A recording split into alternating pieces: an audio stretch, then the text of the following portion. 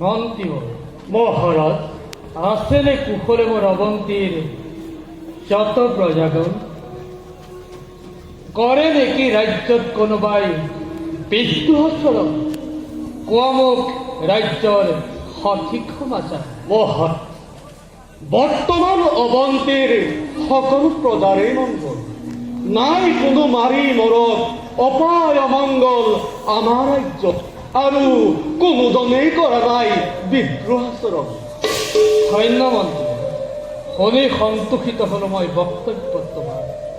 কিন্তু মন্ত্ৰী মহারাজ চিন্তা হয় মনত, ঘটিব যেন ৰাজ্যত কিবা ঘোৰ আতংকৰ। মহারাজ অনৰ্থক চিন্তা কৰি শৰীৰত কষ্ট নিদিব মহারাজ।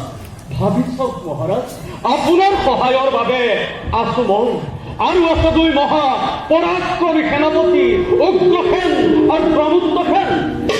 তেনেস্থলত মহারাজ আপোনাৰ চিন্তাৰ মই নেদেখো কাৰণ। তাতেইতো চিন্তাৰ কাৰণ মন্ত্ৰী।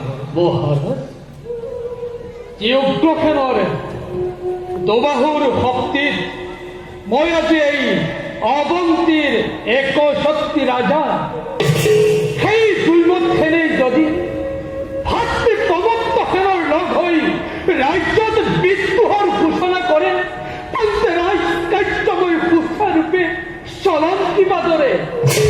মন্ত্ৰী মহারাজ পৰৰ বিদ্ৰোহ কঠোৰ হাতেৰে দমন কৰিব পাৰি, কিন্তু গৃহ বিদ্ৰোহ দমন কৰাটো বৰ অসম্ভৱ মন্ত্ৰী ডাঙৰীয়া।